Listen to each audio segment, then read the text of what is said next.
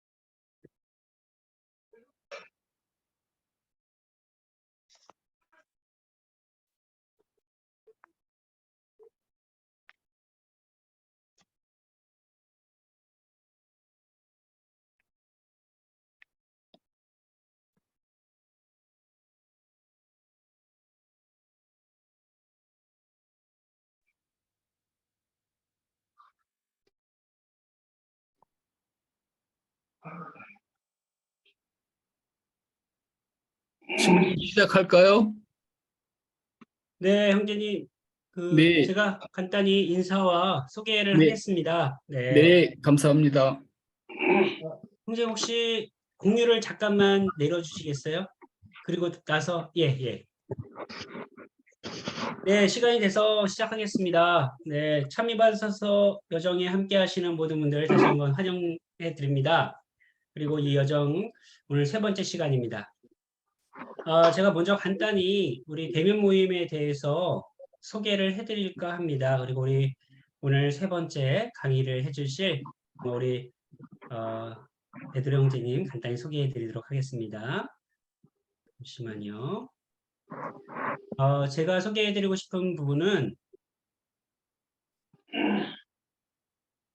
5월 13일에 찬미 받으셔서 날이 열립니다. 예, 장소는 효자동 성당이고요. 10시 반부터 접수를 할 예정입니다. 그래서 11시에 아이스 브레이킹하고 또 간단한 나눔, 그걸로 시작할 예정입니다. 그리고 이 스케줄표는 다시 한번 공지를 드릴 거예요. 그리고 주교님과 함께하는 간담회, 그리고 미사, 이렇게 진행될 예정입니다. 많은 분들 이 대면 모임에 함께 해주실 부탁드리고요. 정말 환영하는 마음으로 여러분을 초대하고 싶습니다. 네, 오늘 강의를 해주실 우리 심재국 베드로 형제님을 소개하고자 합니다. 지금 중앙대학교 생명과학대학교 명예교수로 피움 네이처 연구센터 원장으로 계신 우리 교수님 를 소개하면서 마이크를 넘겨드리도록 하겠습니다.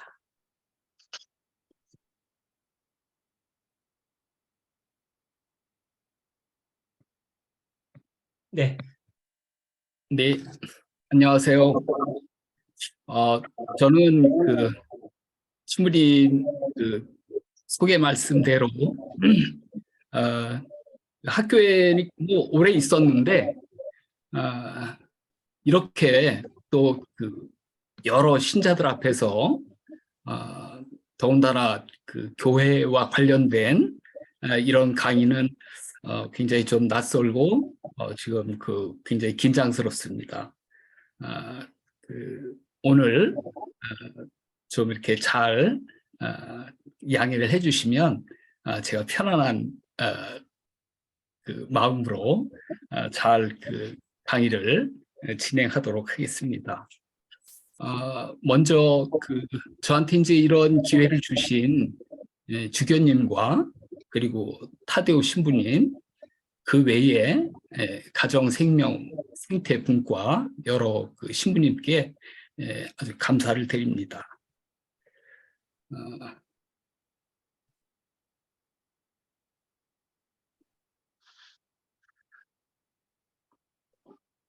시작기도 주님의 기도로 바치겠습니다. 함께 모두 화면을 보시면서 큰 소리로 기도를 해주시면 고맙겠습니다. 성부와 성자와 성령의 이름으로 아멘. 하늘에 계신 우리 아버지, 아버지의 이름이 거룩히 빛나시며 아버지의 나라가 오시며 아버지의 뜻이 하늘에서와 같이 땅에서도 이루어지소서. 오늘 저희에게 일용할 양식을 주시고 저희에게 잘못한 일을 저희가 용서하오니 저희 죄를 용서하시고 저희를 유혹에 빠지지 않게 하시고 악에서 구하소서. 아멘. 성부와 성자와 성령의 이름으로 아멘. 저희가 지금 공부하고 있는 뭐 타이틀이라고 할까요? 그거는 춘천교구 찬미 받으소서 학교죠. 네, 지금 공식 이름이 그렇게 되어 있는 것 같습니다. 찬미 받으소서라고 하는 거는 뭐 전 시간에도 많이 들으셨을 텐데요. 교황님의 회칙입니다. 그래서 2015년 5월 24일 찬미 받으소서라고 하는 회칙을 현재 프란시스코 교황님께서 반포를 하셨어요. 그리고 이제 5주년 기념 행사에서 1년간 찬미 받으소서 특별 주년을 선포하시면서 찬미 받으소서 7년 여정 플랫폼을 준비할 것을 제시를 하십니다. 그래서 이에 따라서 우리 한국의 천주교회 주교회의가 생태적 회심에 대한 특별 사목교서와 실천 지침을 발표하고 찬미 받으소서 7년 여정을 모든 교구에 촉구하게 됩니다. 저희가 지금 이렇게 찬미 받으소서 학교를 여는 것도 이러한 틀에서 저희가 찬미 받으소서라고 하는 이 큰 명제에 저희가 지금 부합하고자 지금 하고 있는 겁니다. 뭐 찬미 받으소서는 어쩌면 우리한테 이제 많이 들은 그런 제목인데요. 내용에 대해서는 소개가 앞에서 됐는지 잘 모르겠습니다. 자, 여기를 보시면 서문에 해당하는 간단한 몇 가지 항이 있고요. 그다음에 모두 내용은 6장, 그래서 서문까지 7의 장으로 구성이 되어 있습니다. 서문에는 찬미받으소서라고 하는 프란치스코 성인의 그 신앙 고백, 여기에서 이 회칙의 제목을 가져왔노라, 이제 그런 뜻으로 찬미받으소서라고 하는 일항을 두고 있고요. 이 세상의 그 어떤 것도 우리와 무관하지 않습니다. 그래서 이 세상에 있는 모든 것은 주님의 피조물이고 우리는 그들과 형제지간이다 라고 하는 그러한 대명제를 발표하고요. 그 다음에 이어서 RCC의 프란치스코 성인의 말씀 찬미받으소서라고 하는 말씀도 소개가 되어 있고요. 그리고 교황님 개인적 권유도 서문 형식으로 이렇게 나와 있습니다. 내용을 보시면은 1장은 공동의 집에 무슨 일이 벌어지고 있습니까? 이렇게 1장의 제목을 잡고 있습니다. 여기서 공동의 집이라고 하는 것은 크게 생각하면 온 지구를 얘기하는 겁니다. 지구를 집이라고 지금 말씀을 하고 계신 거예요.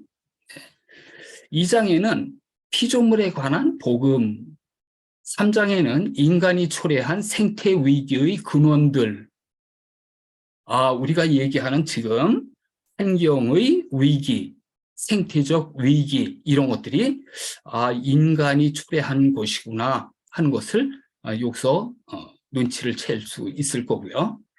그 다음에 이런 문제를 어떻게 해결할 것인가에 대해서 4장과 5장과 6장에 이렇게 통합 생태론, 접근법과 행동 방식, 생태 교육과 영성에 관해서 이렇게 쭉 설명이 되어 있습니다. 자, 이 내용을 보시면은 여기서 굉장히 빈번하게 나오는 말이 이 생태라는 말이에요. 생태 3장에, 그다음에 4장에 통합 생태, 그다음에 6장에 생태 교육, 뭐 이런 이야기들이 줄줄 나옵니다.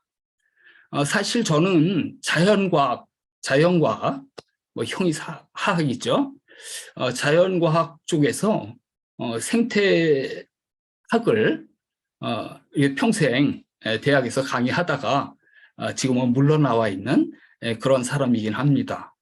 그래서 늘 이 생태가 우리 교회에 어떻게 들어와 있는지 하는 거에 관심을 좀 뒀었어요. 네.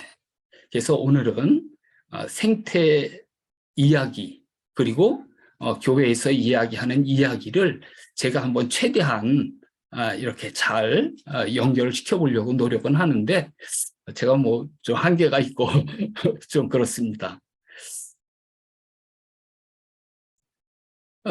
이 찬미받으소서의 해설집이라고 할 수 있는 공동의 집이라고 하는 서문에는 이 찬미받으소서 회칙에 그 2가지 주안점이 있다, 이렇게 이야기를 하고 있습니다. 첫 번째는 온 인류에게 모든 피조물의 집인 지구를, 그래서 공동의 집이라고 하는 것은 모든 피조물의 집인 지구를 가리킨다. 이 모든 피조물의 집인 지구를 존중하고 소중히 여기며 착취를 그만두라고 요청한다. 이게 이제 첫 번째 찬미받으소서 회칙의 주안점이라는 거고요. 두 번째는 세상의 가난한 이들과 자신의 잠재력을 발휘할 기회조차 박탈된 이들에게 초점을 맞춘다. 환경과 사회의 훼손은 특히 이 세상의 가장 취약한 이들에게 영향을 미친다. 자, 이 2가지 주안점을 보면 모든 피조물의 집, 지구, 이거를 공동의 집이라고 표현하고 있다. 이렇게 이제 그 생각을 해주시고요. 이 공동의 집이 존중받지 못하고 있나? 우리가 소중히 여기지 않았나? 착취를 했나 보다. 이런 생각이 여기서 드실 거고요. 이렇게 여러 생태적 위기, 환경적 위기가 우리 공동의 집에 찾아왔구나. 자, 이런 위기에 특히 취약한 사람들은 가난한 이들이구나 라고 하는 두 가지 주안점을 우리가 마음속에 간직하고 다음 이야기를 쭉 들으시면 좋을 것 같습니다. 찬미받으소서라고 하는 말, 이거 쉽게 할 수 있는 말은 아닌 것 같습니다. 저도 솔직히 혼자 조용히 주님은 찬미를 받으소서라고 하는 그런 경지에 가보지 못했어요. 솔직히 말씀드리면 그렇습니다. 우리 이 찬미 받으소서라는 말이 어떻게 나올 수 있는지 하는 것도 한번 좀 생각을 해보는 게 중요할 것 같아요. 그래서 찬미 받으소서 1항에 소개되어 있는 프란치스코 성인의 말씀, 저희 주님 찬미 받으소서, 누이이며 어머니인 대지로 찬미 받으소서, 저희를 돌보며 지켜주는 대지는 온갖 과일과 색색의 꽃과 풀들을 자라게 하나이다. 이 대자연을 두고 그 아름다움, 거기에 창조주 하느님의 어떤 고마움, 이런 것들이 고스란히 들어있습니다. 사실 우리도 회칙의 제목이긴 하지만 우리도 오늘 이 시간을 통해서 다시 한번 우리 주위를 살펴보고 또 생태적으로 생각해 보면서 우리 창조주 하느님께서 얼마나 아름다운 세상을 우리에게 주셨는지, 그리고 나의 생명은 그 속에 놓여서 얼마나 행복하게 살고 있는지 하는 거를 좀 우리가 생각해 보고, 급기야 우리도 프란치스코 성인처럼 찬미 받으소서라고 하는 이런 고백에 도달했으면 하는 게 저의 생각입니다. 자, 이 12항에는 피조물의 웅대함과 아름다움으로 미루어 보아 그 창조자를 알 수 있습니다. 얼마나 크신 분이고 권능에 가득 찬 분이신지를 알 수 있다. 그래서 우리는 그분께서 만들어주신 이 아름다운 세상에 대해서 고마워가지고 찬미하지 않으면 견딜 수가 없다. 뭐 이런 프란치스코 성인의 그 경지입니다. 자, 그래서 이 찬미 받으소서라는 말을 잘 생각해 보면 주위를 둘러보고 나를 둘러보고 나를 성찰해보고 그 속에서 나는 하느님과 어떤 관계가 있는지 알고 또 그분이 이루신 모든 세상이 선하며 대단하고 경이롭다고 느끼지 않으면 이런 고백이 나올 수가 없겠죠. 더군다나 그 속에, 그 웅대하고 아름다움 속에 나를 두셨다는 그 감사한 마음, 요게 이제 프란치스코 성인께서 생각하시는 아주 중요한 점인 것 같습니다. 자, 이 찬미 받으소서라는 그 말 자체가 얼마나 생명과 하느님의 그 여러 권능과 그다음에 이 세상의 아름다운 경이로움, 이거에 대한 아주 숭고한 신앙 고백이다라고 하는 걸 우리가 알 수 있어요.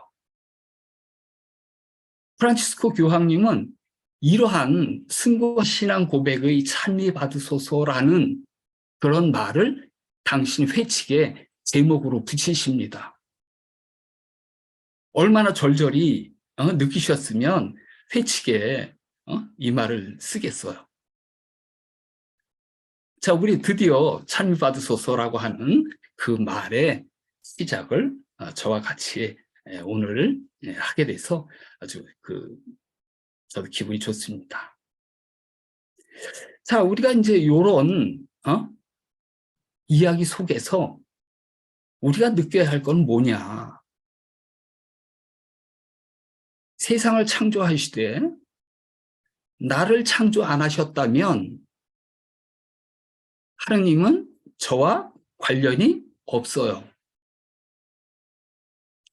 그리고 또 잘못 생각해서 인간들은 창조하고 하느님이 인간들을 창조하셨다더라, 이렇게 제3자의 입장에서 멀리 바라다 보는 것도 온당치 않습니다.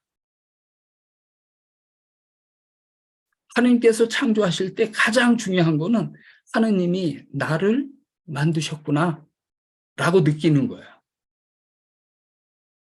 나는 어떻게 생명을 얻게 됐는가? 내가 그렇게 소중하게 생각하는 이 세상에서 무엇도 바꿀 수 없는 그 소중한 생명을 어떻게 얻게 되었는가? 나는 누구고 어디에서 와서 어떻게 살아가는가? 이런 어떤 자기 성찰이 없이는 우리는 이런 찬미받으소서라고 하는 이 숭고한 신앙 고백에 도달할 수 없다고 저는 생각을 해요. 더군다나 그 소중한 나의 생명을 지켜주시기 위해서 그 주변에 여러 조건과 상황을 펼쳐주셨다라고 하는 거에 우리는 고맙지 않을 수가 없죠. 자, 우리 찬미받아서 학교에서 저는 이런 점을 우리 각자가 좀 이렇게 끝날 때까지 꼭 좀 이렇게 아주 깊은 어떤 신앙적 성찰과 고백에 도달했으면 참 좋겠다 이런 생각이 듭니다. 자, 그래서 우리도 한번 둘러보고 생각해 보자. 제가 이렇게 타이틀을 붙였습니다.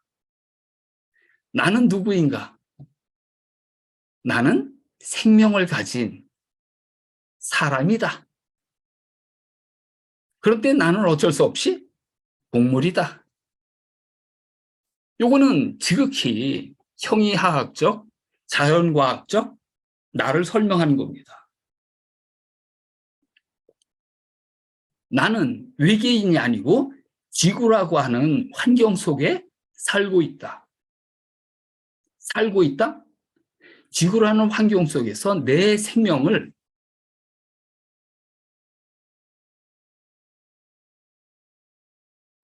죄송합니다. 제가 강의를 하면서 녹음을 제가 안 했는데 신부님 혹시 하고 계신가요? 네, 녹음하고 있습니다. 예. 네, 잘 됐습니다. 죄송합니다. 네. 큰일 날 뻔했습니다. 그러면서 우리는 여러 다른 생물들과 함께 살아가는 존재라고 하는 그런 점입니다. 이게 납니다. 우리는 그냥 여기서 생명이 있다, 목숨이 있다, 간단하게 이렇게 지나갈 수도 있어요. 그리고 지구의 환경 적당히 얘기하고 지나갈 수도 있습니다.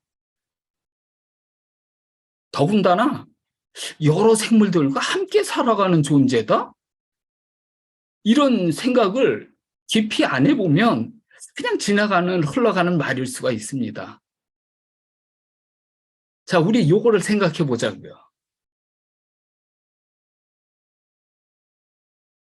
여러분들은 어떻게 해서 여러분들의 현실적인 생명을 유지해 나가나요? 먹어야 하고요. 숨 쉬어야 하고요. 그렇잖아요? 그래야 우리 나를 구성하는 오장육부가 제대로 작동을 해서 내 목숨을 나타내게 될 겁니다. 먹고 숨 쉬는 것. 숨 쉬는 거는 깨끗한 공기를 들여 마시는 일이고요. 먹는 거는 무슨 얘기냐면 우리는 한결같이 누구나 빠짐없이 다른 생물을 먹어요. 다른 생물을 먹지 않은 사람이 있나요? 그러면서 목숨을 유지해 갈 수 있는 사람이 있나요? 없습니다. 우리 밥상 위에 올라와 있는 것은 모두 다 생물이에요. 걔네들이 없으면 우리는 먹을 게 없고요. 먹지 못하면 생명을 유지할 수가 없어요. 그래서 여러 생물들과 함께 살아가는 존재라고 하는 거는 대단히 중요한 거예요. 이런 측면에서 내가 다른 생물들을 어떻게 대해야 할까라고 하는 아주 중요한 그런 뭐 행동 방법, 행동 목표 뭐 이런 게 생길 수가 있습니다. 그리고 나의 이 생명이 다른 생물이 내 생명을 지켜주고, 그다음에 내 생명을 또 물리화학적인 환경이 지켜주죠. 너무 추워도 안 되고 너무 더워도 안 되고요. 알맞은 나 살기 좋은 지구의 환경, 그 속에서 하는 겁니다. 다시 한번 말씀드리지만 저희가 사는 모든 의식주의 모든 요소들이 우리 주변의 물리적 환경이나 다른 동물과 식물로부터 얻어진다. 그래서 그런 다른 동물과 식물이 없으면 우리는 살 수가 없다. 우리는 어쩌면 부모를 여여도 살 수가 있고요. 동생이 없어도 살 수가 있어요. 그러나 먹을 게 없으면 살 수가 없습니다. 그거야 뭐 누가 모르는 사람이 없겠죠. 다 알죠. 그럼 우리 주위에 있는 그런 여러 동식물, 뭐 신앙적으로 얘기하면 하나님께서 창조해 주신 그런 동식물을 우리는 아름답게 생각하고 고맙게 생각하면서 살아왔느냐? 이게 중요하겠죠. 네. 자, 뭐 한꺼번에 다 말씀드릴 수는 없고요. 네. 그래서 이제 결국 우리가 살아가는 모습은 이렇습니다. 내가 나의 목숨을 유지해 나가기 위해서는 여러 하늘에 사는 여러 동물들, 물에 사는 동물들, 땅에 사는 동물들, 식물들, 이런 것들이 나의 목숨을 지탱해 주고 있어요. 이거는 뭐 어떤 측면에서 어떤 생각을 가지고 사고를 해봐도 결론은 똑같습니다. 그래서 요거를 조금 더 모식화시키면은 그래, 공기, 나, 다른 생물과 함께 목숨을 같이 하는 나가 중심에 있고요. 그다음에 깨끗한 공기, 물, 토양, 우리는 그냥 환경이라고 얘기를 하죠. 예. 나는 이런 환경의 주체구나. 나는 결코 우리 형제들보다도 오히려 나를 더 있게 만들어주는 거는 다른 목숨을 가진 생물들이구나. 나는 그들의 생명의 희생으로 내가 지금 생명을 얻어서 이 자리에 있다라고 하는 생각을 갖자는 거예요. 네, 갖자는 겁니다.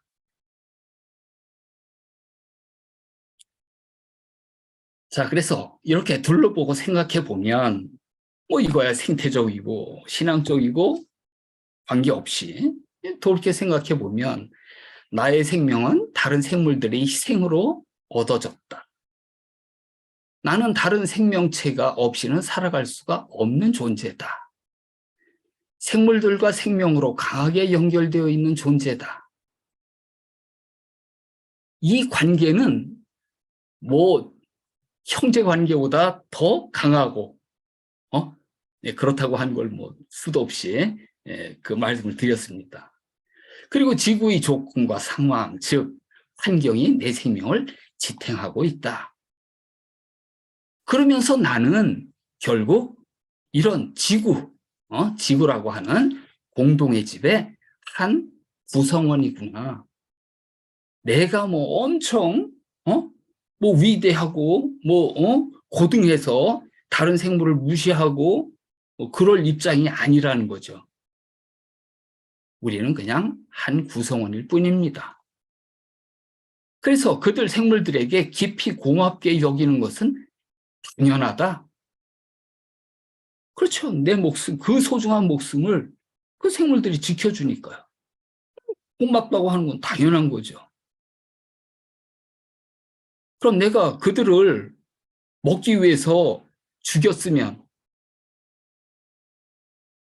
미안하다고 기도해야죠. 네.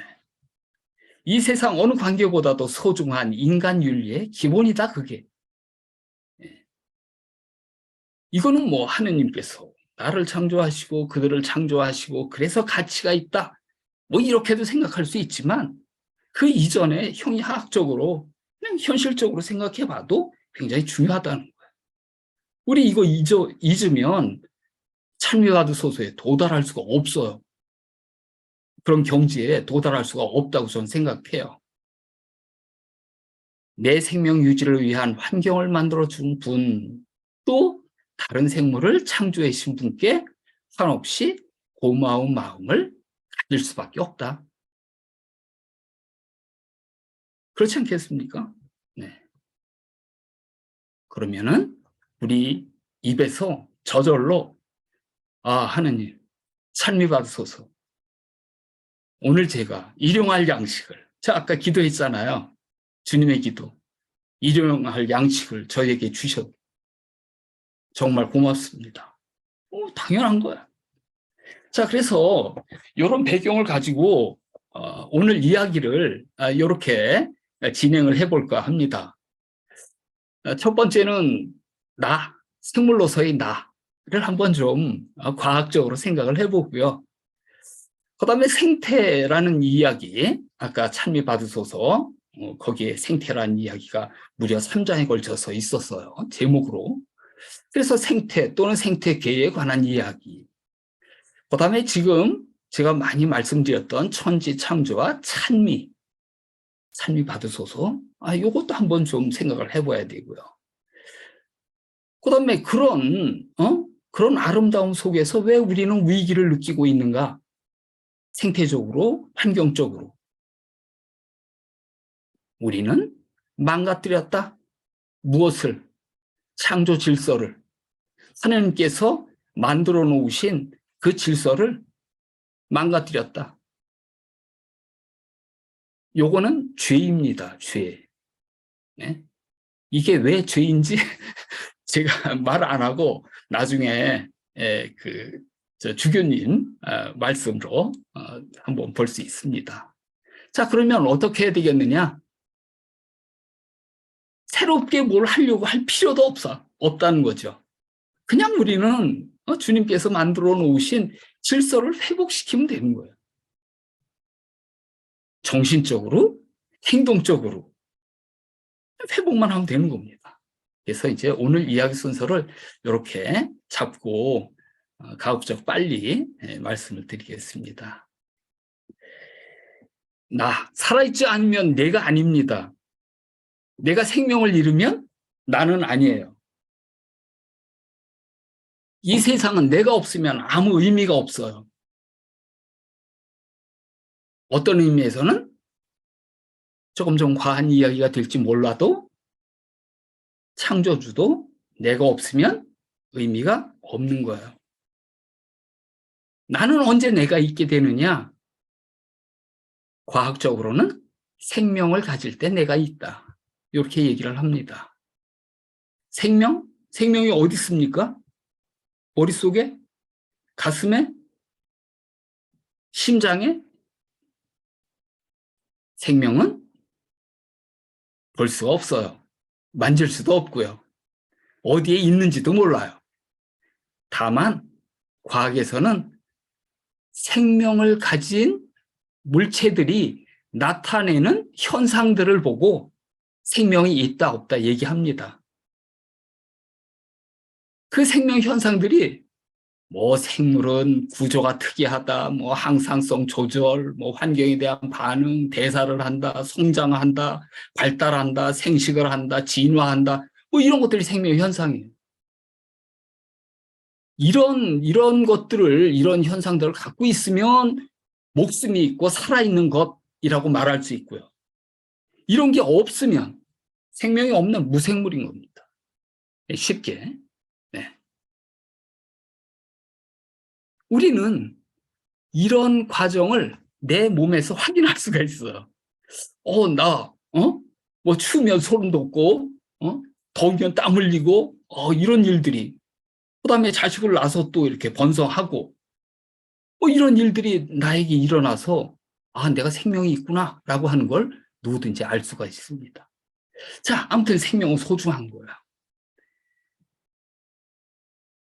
이 생명은 기본 단위가 세포라고 이제 우리 중고등학교 다니면서 배우잖아요. 세포는 어떻게 해서 생명을 나타내는 기본 단위가 될까?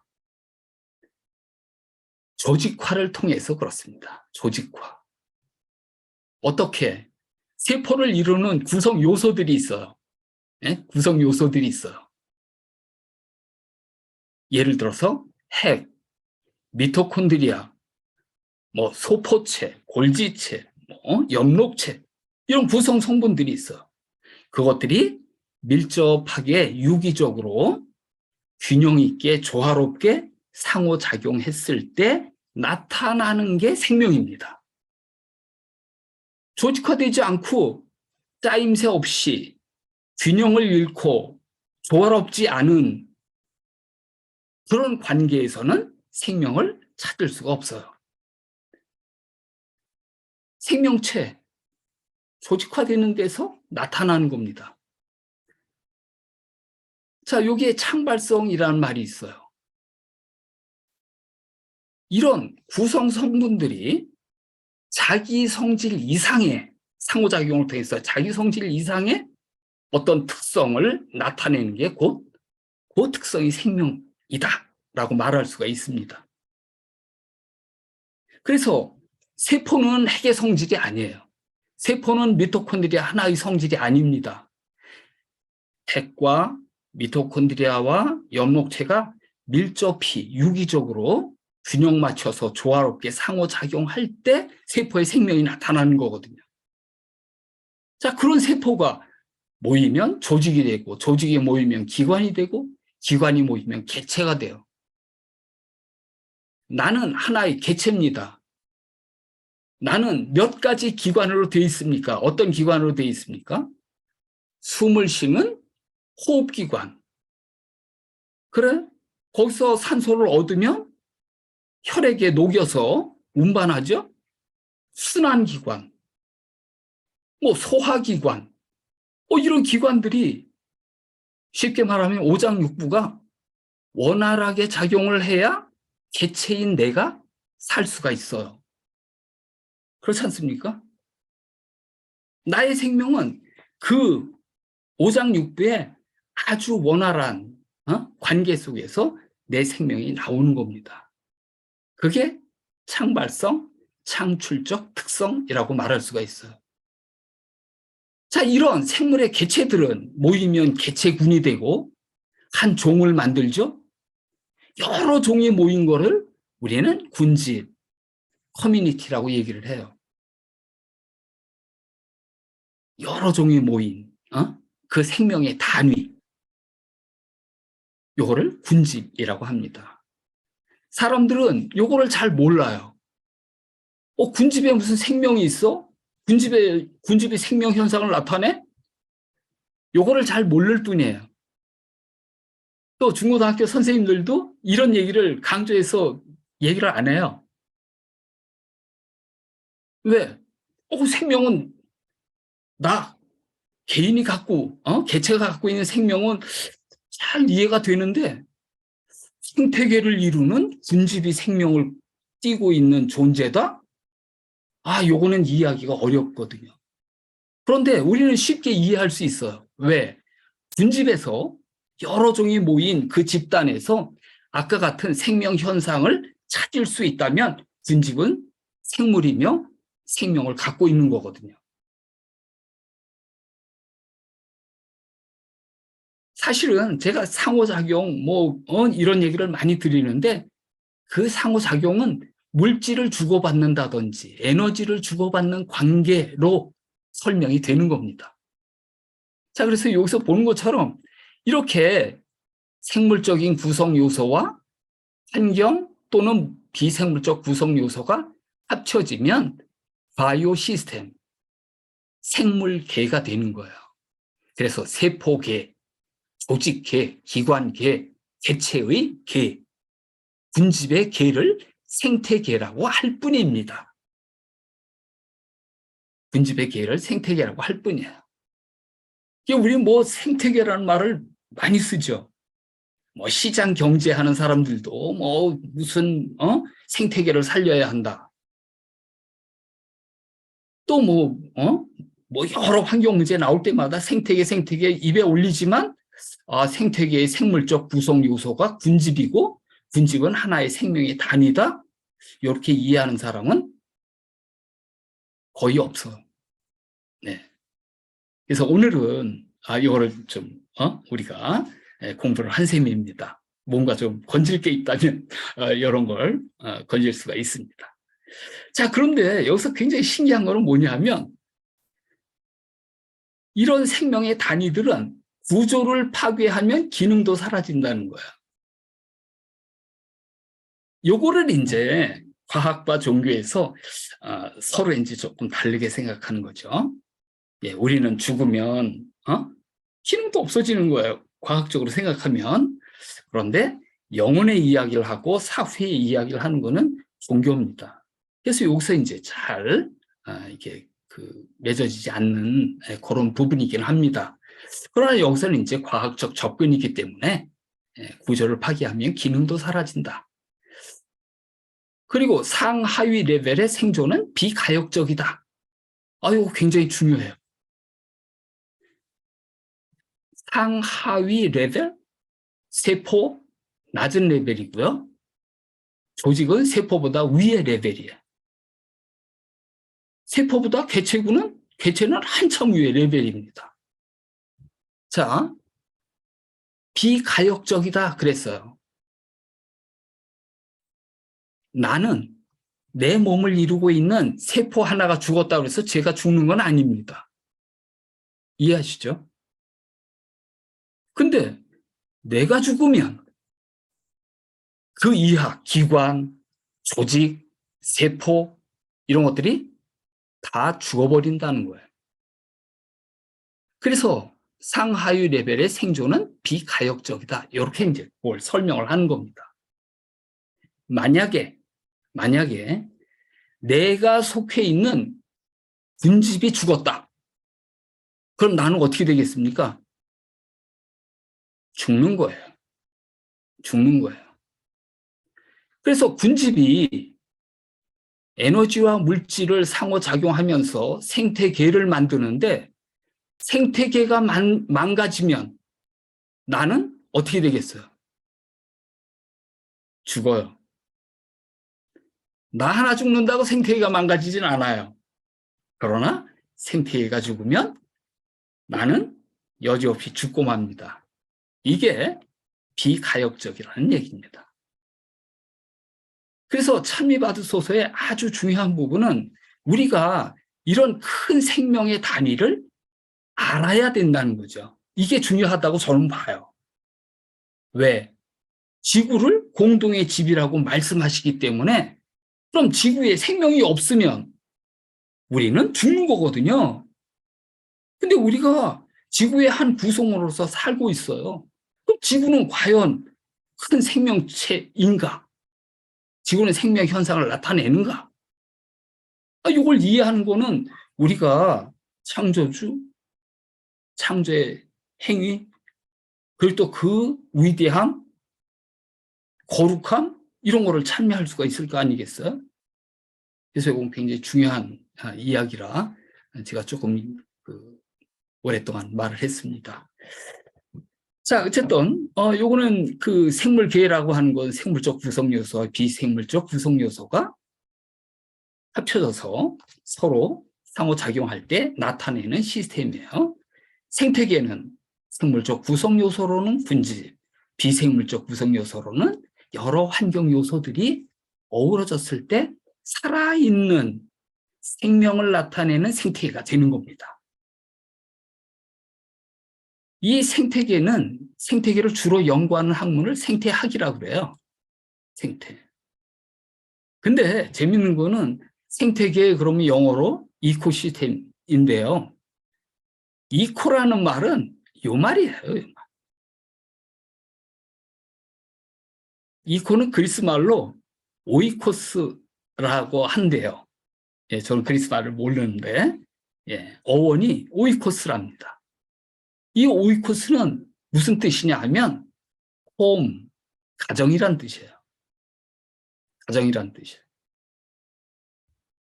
그래서 아까 공동의 집 이런 얘기 말씀드렸잖아요. 이 공동의 집은 원래 타이틀이 common home이에요. common home. 하우스가 아닙니다. 뭐 기둥이 세워져 있는 그런 집을 얘기하는 게 아니에요. 가정입니다. 근데 가정은 어떻습니까? 신부님 좋은 가정을 이루셨네요. 사제관에서 잘 계시니까 신부님 좋은 가정을 이루셨네요. 이렇게 얘기하나요, 저희가? 어떤 대학생이 원룸을 얻어서 서울에 가서 학교를 다녀요. 너 좋은 가정을 이루었다. 이렇게 얘기 안 합니다. 가정은 뭡니까? 그럼 가정은. 아버지도 있고 어머니도 계시고 자식도 있고 또 할머니도 계시고 그러면서 가정의 구성 요소들이 자기의 역할을 아주 조화롭게 해나가면 좋은 가정인 거예요. 그렇지 않습니까?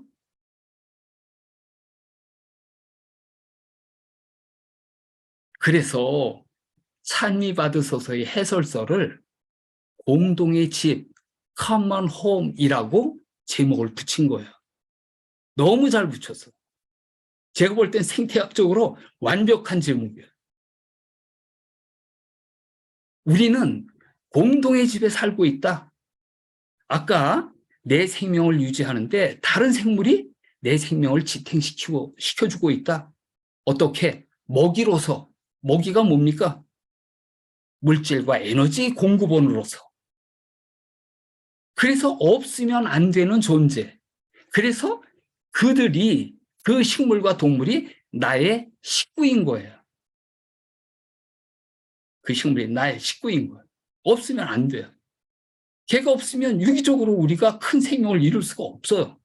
내 생명뿐 마찬가지 이룰 수가 없습니다. 그래서 이제 우리가 되는 겁니다.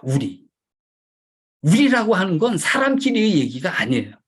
생태적으로는 여러 생명이 있는 것들과 나, 인간, 이것이 우리라고 하는 단위를 만드는데 그 단위를 뭐라고 부르겠어요? 용어로. 군집이라고 부르는 겁니다. 그들이 외부의 환경과 물질과 에너지를 주고받으면서 생명 현상을 나타내면 우린 그거를 생태계라고 부르는 거고요. 근데 또 한 가지 재밌는 거는 이코는 홈이란 뜻인데 이코노믹스도 있어요. 경제학. 그것도 마찬가지로 홈입니다. 홈을 매니지한다는 뜻이에요. 가정 관리한다는 뜻입니다. 근데 어떤 땐 그러잖아요. 경제적으로 보면 아이를 더 많이 낳아야 된다. 생태학적으로 보면 사람들이 다 망가뜨린 건데 사람이 많으면 어떡하니? 인구 조절을 해야지. 똑같이 가정을 공부하면서 이렇게 차이가 있다는 것도 우리가 알아둘 필요가 있어요. 자, 어쨌든 뭐 다른 설명은 빼더라도 생태학은 주 연구 대상이 생태계다. 생태계는 군집이 물리적, 화학적, 무생물적 그 구성 요소와 상호작용하면서 나타내는 하나의 생명 시스템이다. 이렇게 이제 우리가 알면 좋겠습니다. 자, 세 번째 이야기, 천지창조와 찬미. 첫날, 이튿날, 사흔날. 사흔날에 이제 비로소 물과 묻과 바다가 생겨나고요. 이때 이제 식물이 돋아납니다. 그러면서 하느님께서는 처음으로 보시니 좋았다라고 말씀을 하셔요. 나흔날, 빗물체, 닷새 날, 공창의 새, 복을 내리십니다. 여섯 날, 땅의 집짐승, 들짐승을 제 종류대로 우리와 비슷하게 우리 모습으로 사람을 만들자. 사람은 엿새날 만들어져요. 이때 사람을 만들면서 사명을 주십니다. 그가 바다, 하늘, 땅의 온갖 것을 다스리게 하자. 하느님이 엿새날 나를 만드시고, 사람을 만드신 게 아니에요. 나를 만드시고, 그리고 나에게 주신 사명이 땅의 온갖 것을 다스리게 하셨어요. 저에게 복을 내리셨습니다. 그러면서 자식을 많이 낳고 번성하여 땅을 가득 채우고 지배하여라. 물고기와 하늘의 새와 땅을 기어 다니는 온갖 생물을 다스려라. 그들이 너의 양식이 될 것이다. 그들을 먹고 내 생명을 유지할 수 있는 그런 재료가 될 것이다. 하나님께서 보시니 손수 만드신 모든 것이 참 좋았다. 그러셨어요. 자, 여기에 이렇게 6일간의 창조는 다 하나씩 이렇게 만들어 놓으신 겁니다. 그런데 그 순서가 너무 생태적이라는 거예요. 제 얘기는. 아니, 식물은 광합성을 해야 살아갈 수가 있는데 식물을 만들기 전에 미리 다 해와 빛과 물과 다 만들어 놓으시는 거예요. 그 다음날 동물을 만드시는데 동물은 식물을 먹고 살아야 될 거 아니에요? 그럼 동물보다 또 식물을 먼저 만드시고요. 그래서 이 창조의 절차가 너무 생태적인 거예요. 자연 생태적 법칙에 아주 합당한 과정으로 창조를 하셨다. 네. 자, 6일 동안 결국 하나님께서는 공동의 집을 지어주시고, 집을 지으시고, 그 다음에 거기에 들어갈 식구들을 만드셨어요. 채워주셨어요. 자, 7일. 이랬날에 하신 일은 없으신 것 같아요. 자, 여기 읽어보겠습니다. 창세기 2장 2절. 하느님께서는 하시던 일을 이렛날에 다 이루셨다. 이렛날은 완성하신 날이군요. 그분께서는 하시던 일을 모두 마치시고 이렛날에 쉬셨다. 쉬시긴 했는데 모두 마치고 쉬셨어요. 하나님께서 이렛날에 복을 내리시고 그들을 거룩하게 하셨다. 그날, 7번째 날을 거룩하게 하셨다. 복을 내리셨다. 누구에게? 6일에 걸쳐서 창조하신 공동의 집에 머물게 할 그런 생물과 공동의 집, 여기에 복을 내리시고 그날을 거룩하게 하셨다. 저는 이 거룩하게 하셨다를 도대체 어떻게 하면 이게 거룩하게 하시는 걸까? 고민을 엄청 많이 했어요, 개인적으로. 제 생각에는, 제 일반적인 생각입니다. 7번째 날, 모든 공동의 집에 있는 생물들에게 복을 내리시면서 서로 작용하도록 힘을 주신 날이에요. 제 생각엔 그렇습니다. 6번째 날까지는 6일까지는 그냥 만들어 놓으신 거예요.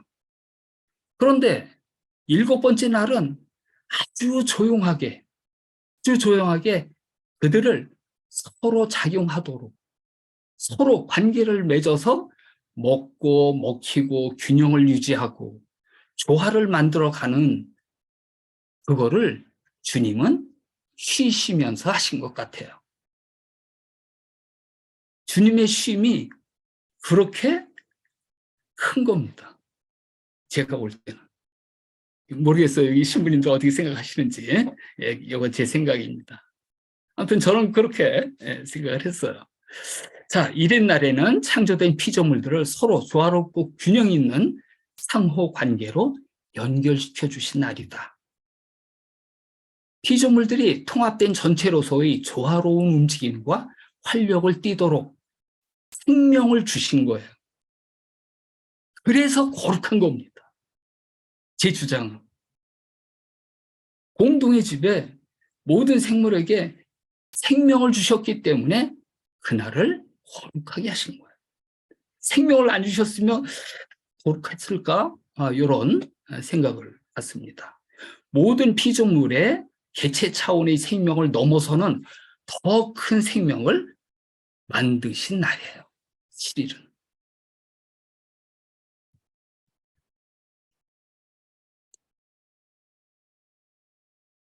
자, 요 얘기의 반복입니다. 그러니까 시간도 많이 지나가서 넘어가겠습니다. 자, 이런 정도 되면 우리가 이제 서서히 우리 입에 주님은 찬미 받으소서라고 하는 그런 생각이 조금씩 좀 들어야 되지 않을까요? 네.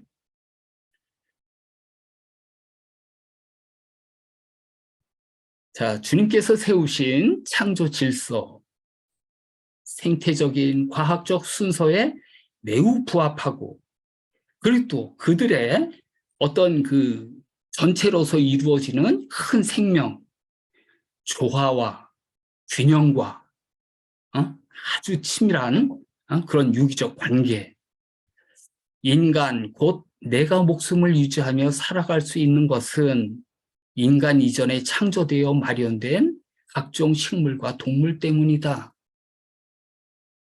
내가 만들어지기 전에 인간 이전에 창조되어 마련된 누가 하느님께서 마련해 주신 인간과 동식물의 관계는 생명이 걸려있는 불가분의 관계다.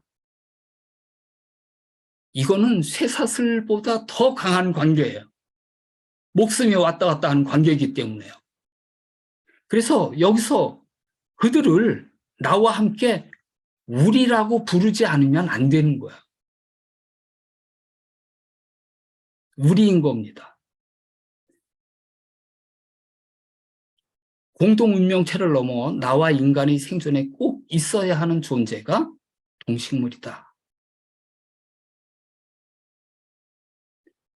이 우리는 생태계의 생물적 구조를 이루는 군집이다. 나와 함께 살아가는 하나의 큰 생명의 단위로서 나는 그 부분이고 군집인 거예요. 생태적으로 말을 하면.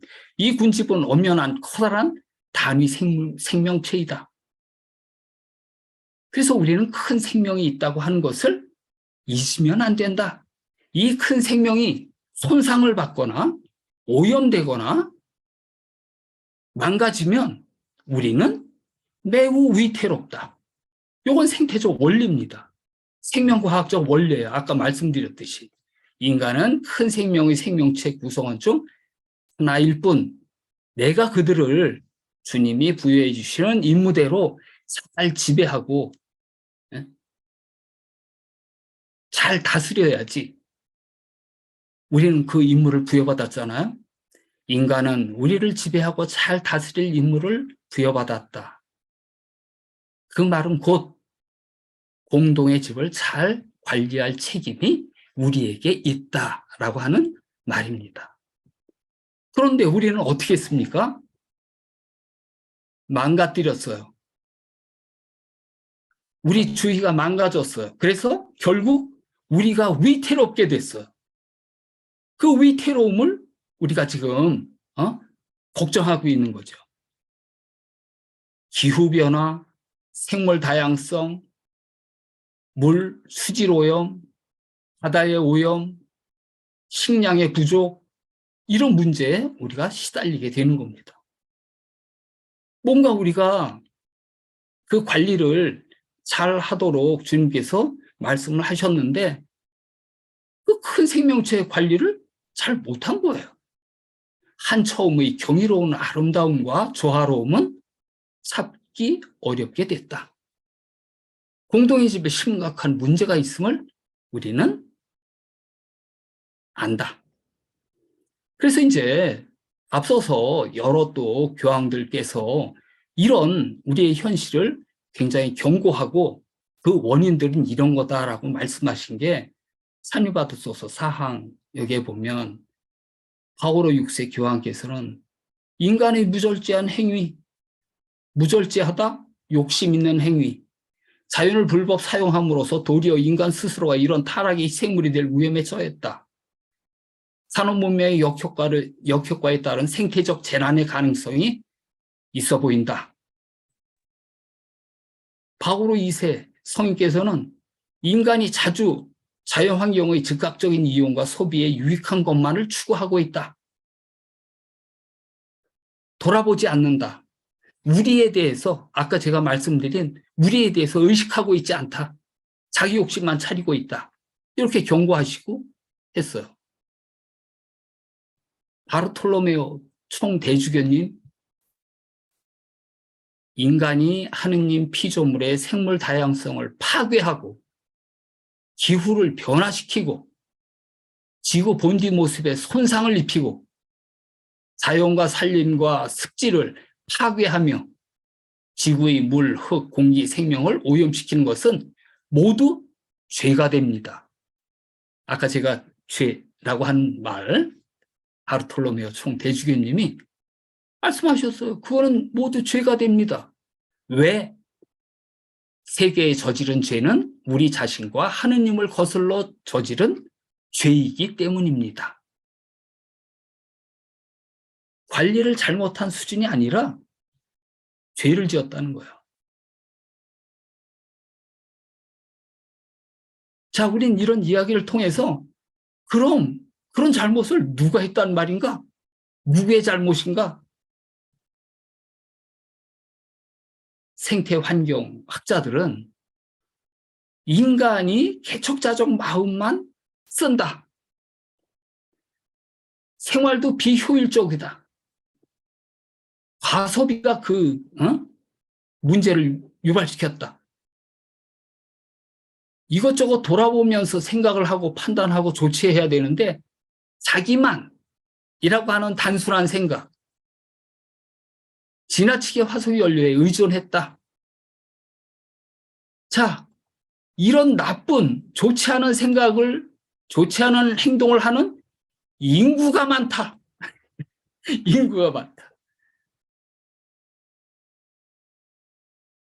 좋지 않은 생각을 하는 인구, 좋지 않은 행동을 하는 인구가 많은 것 문제입니다. 자, 종교적인 측면에서는 창조 질서를 망각하고 죄를 지었다. 잘못 지배하고 잘못 다스렸다.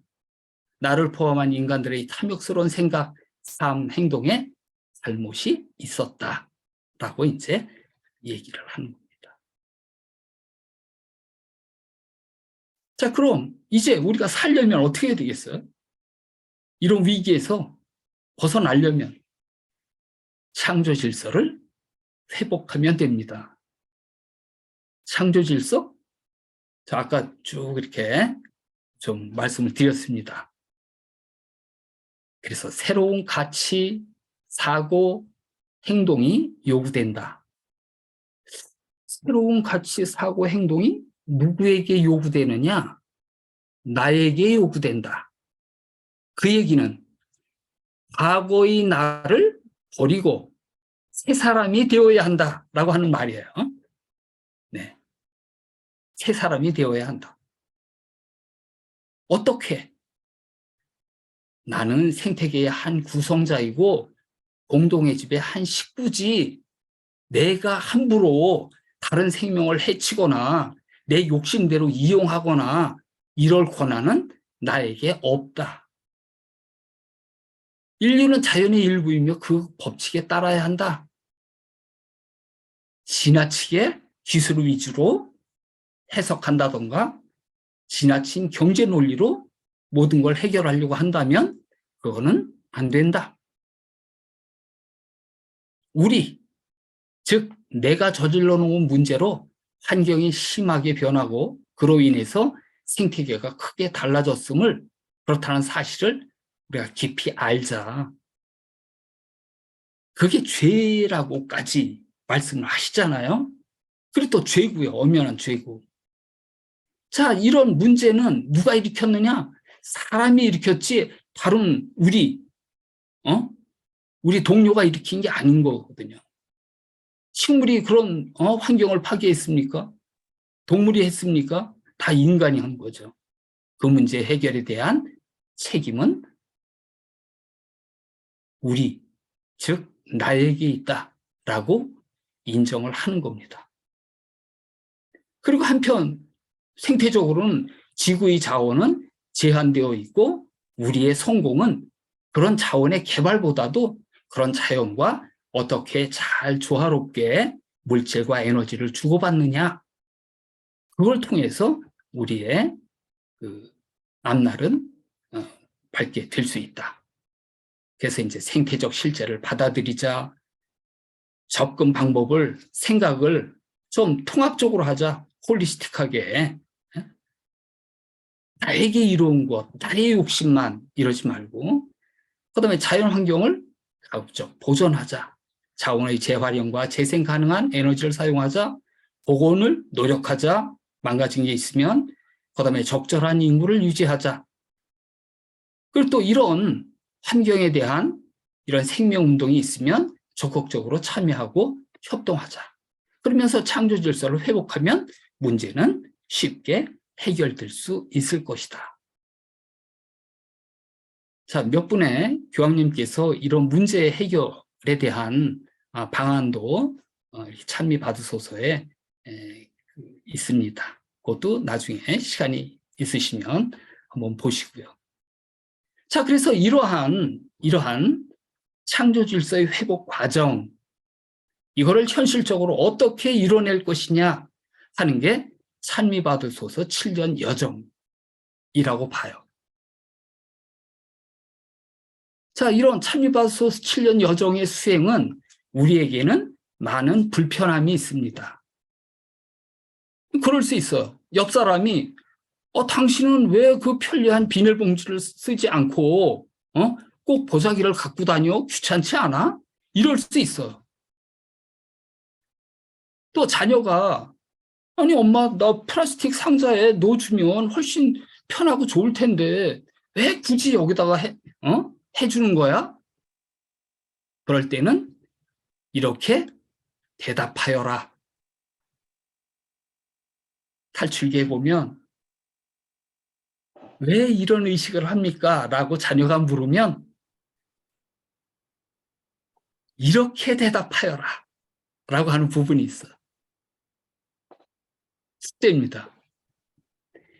신명기에는 나는 오늘 하늘과 땅을 증인으로 세우고 생명과 죽음, 축복과 저주를 너희 앞에 내놓았다. 너희와 너희 후손이 살려면 생명을 선택해야 한다. 우리가 생명을 선택하면 됩니다. 불편합니다. 그러나 그 불편함을 누가 물으면 우리가 잘못 지배하고 다스려서 우리가 죽을 뻔했단다 이렇게 대답하면 돼요. 하나님께서 잘 지배하고 다스리라고 그랬는데 우리가 그렇지 못하고 우리 욕심만 부리고 그래서 잘못 다스려서 우리가 죽을 뻔했단다 이렇게 대답하면 되는 거예요. 그렇게밖에 대답할 수도 없고요. 지금 처지에서. 자, 그럼 우리 시작 기도에서 이런 얘기 했어요. 주님의 기도했어요. 하늘에 계신 우리 아버지, 아버지의 이름이 거룩히 빛나시며 아버지의 나라가 오시며